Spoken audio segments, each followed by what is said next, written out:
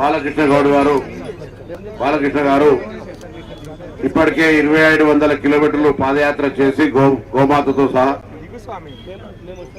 మళ్ళీ 2700 కిలోమీటర్లు పాదయాత్ర చేసే కార్యక్రమంలో భాగంగా ఇక్కడ విచ్చేసిన సందర్భంలో వారికి హృదయపూర్వకంగా ధన్యవాదాలు. వారు చేసేటువంటి కార్యక్రమం సర్వేజన సుఖినోభవ, అందరూ కూడా చల్ల ఉండాలనేటువంటి ఆలోచనతో చేస్తా ఉన్నారు. యాత్ర అయినాక గురుస్వామి మా మినిస్టర్ క్వార్టర్కి రండి. మా మినిస్టర్ క్వార్టర్లో గోవులు చూసి మీరు సంతోషపడతారు. నా 2 గోవులు నా క్వార్టర్లో ఉంటాయి. ఎప్పుడు నా ఊర్లో కరీంనగర్లో కూడా ఉంటాయి. ఏదో దీని కొరకు రాజకీయం కొరకు చెప్తలేదు, లేకపోతే దాని ఏమైనా ఎగ్జిబిషన్ కొరకు పెట్టలే. దానికి ఒక ప్రత్యేక మనిషిని పెట్టి మినిస్టర్ క్వార్టర్లో కూడా ఉంటాయి. అంత బిజీలో కూడా రోజు పొద్దున. దాని తర్వాత మా ఇంటికాడ కరీంనగర్లో కూడా మా వ్యవసాయ కుటుంబం, మా నాయన ఆవులు బర్రెలు ఇదంతా కూడా వంశపారంపర్యంగా వస్తున్న వ్యవసాయ కుటుంబం కాబట్టి వాటి మీద అదే విధమైన అభిమానం. ఇవాళ కూడా వ్యవసాయం నడిచినా నడవకున్నా అర్బనైజేషన్ అయినా మా ఇంట్లో గోవులు కరీంనగర్లు ఉంటాయి, ఇక్కడ ఉంటాయి అనే మాట ఈ సందర్భంగా మనం చేస్తా ఉన్నా. ఆ సందర్భంలో గోవు ప్రాధాన్యత, గోవు యొక్క ఆవశ్యకత, దాన్ని ఏ విధంగా మనం ఈరోజు సమాజంలో ఎంత కాపాడుకోవాలి, అందరి బాధ్యత అనేటువంటి మాట నేను ఈ సందర్భంగా మనం చేస్తా ఉన్నా. ప్రకృతిని మనం ఇప్పటికి ఉదాహరణ చూస్తా ఉన్నాం.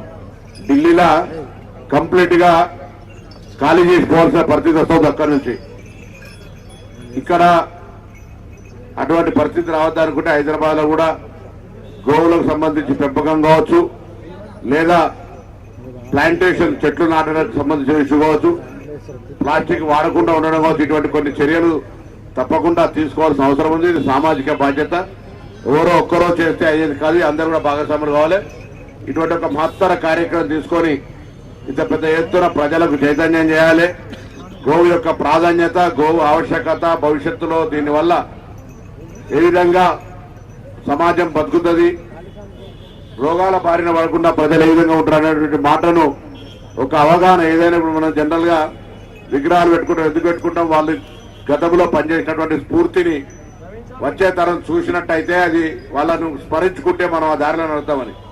అదేవిధంగా ఈ బాలకృష్ణ స్వామి గారు కూడా గోమాత తీసుకొని యాత్ర చేయడం ద్వారా దాని యొక్క ప్రాధాన్యతను చెప్పే ప్రయత్నం చేస్తాను. వారికి మనందరూ కూడా ఈ సందర్భంగా హృదయపూర్వకంగా ధన్యవాదాలు తెలియజేస్తూ, నేను కూడా గతంలో పార్లమెంట్ సభ్యులు చేసిన కాబట్టి మీరు దారిలో ఎక్కడైనా నా నెంబర్ ఇస్తారు, లేదా మీ రూట్ షెడ్యూల్ లేదు, నేను కూడా పోతుంటే మీకు అక్కడక్కడ అన్ని రకాల వీలైనంత కాడ, మొత్తం ఎన్ రూట్ కాదు, నాకు చేతనైన కాడ, నాకు పరిచయం ఉన్న కాడ మీకు అన్ని రకాలుగా సహకారం అందించే ప్రయత్నం చేస్తా. ఎందుకంటే నేను చాలా కాలంగా కాంగ్రెస్ పార్టీలో ఎన్ఎస్సీ నాయకుడికి పనిచేసినప్పుడు దేశం మొత్తంగా అన్ని దగ్గర సంబంధాలున్నాయి. మాతో పనిచేసిన పార్లమెంట్ సభ్యులు చాలా మంది ఉన్నారు.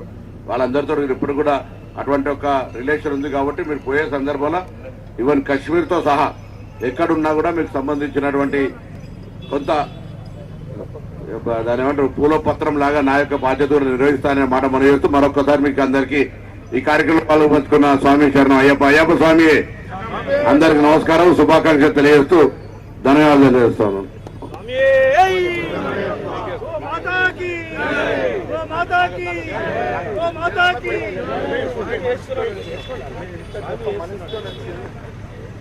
జై బలో భారత్ మాతా కీ.